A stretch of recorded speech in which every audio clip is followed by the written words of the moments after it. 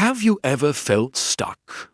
Like you're not making any progress? Maybe you feel a little lazy, a little unmotivated. The Bible has some surprisingly practical advice for this, and it starts with a tiny creature. Proverbs chapter 6 tells us, "Take a lesson from the ants, you lazy bones. Learn from their ways and become wise." Think about it. Ants don't have a boss standing over them with a clipboard. No one tells them to wake up and get to work. They just do it. They prepare in the summer for the winter that's coming. That's our first lesson. Take initiative. You don't need a surge of motivation to get started. Just do the next small thing. Instead of letting that little task pile up, just do it now. Diligence isn't about massive efforts. It's about consistent, small steps. The opposite of this is what the proverb calls a little sleep, a little slumber, a little folding of the hands to rest.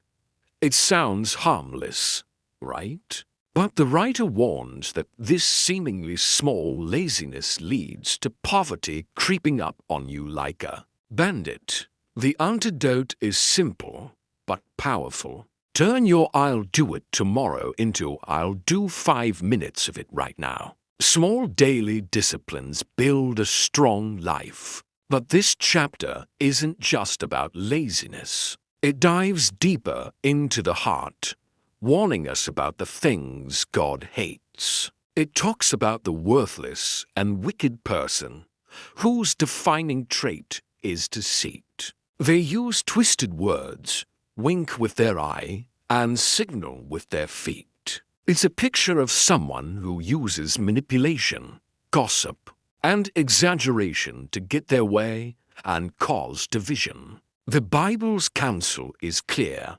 Reject this path. Choose honesty, even when it's hard. Speak truth, even when pressured. Your integrity is worth more than any temporary gain from a lie. Leading the list of things God hates is haughty eyes, or what we call pride. Pride is that voice that says, "I'm right, you're wrong," and refuses to admit fault. It prolongs pain and prevents healing. The solution is humility. Be quick to say, "I was wrong." Humility isn't weakness. It's a shield that protects your heart and your relationships, right alongside pride. The proverb warns against the person who sows discord among brethren. This is someone who loves stirring up trouble, repeating stories, and creating conflict. Instead of fanning the flames of division, God calls us to be peacemakers. Before you repeat a story, ask yourself, does this build up or does it tear down? Choose to be a source of unity.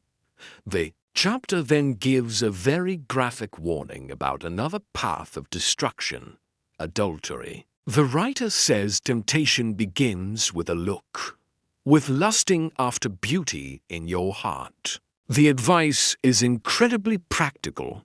Guard your eyes. Look away before desire takes root. He compares giving into this sin to carrying fire in your lap or walking on hot coals. You can't do it without getting burned. The consequences are inevitable. It destroys your reputation, your future, and your life. The writer explains that this sin ignites a fire of jealousy that cannot be put out. A betrayed spouse's rage can't be bought off. It's a furious, consuming anger. The message is to honor your commitments and protect the trust others have placed in you like a sacred treasure. Set clear boundaries in your relationships long before temptation ever arrives. Avoid the flame completely, because you can't play with it and not get burned. So, how do we live this out? It all comes back to where we started, the ant, the diligent, forward-thinking ant. The proverb shows that diligent work brings honor. Planning with purpose and building good habits today will bless your future. It's about choosing integrity, humility, and purity in our daily actions. Let's pray together. Lord, deliver me from laziness, pride, and deceit. Give me the diligence of the ant, the humility to admit when I'm wrong, and the integrity to be a person of truth. Fill my heart with purity and a desire to build others up. As we close, remember this powerful promise from Proverbs 16:3.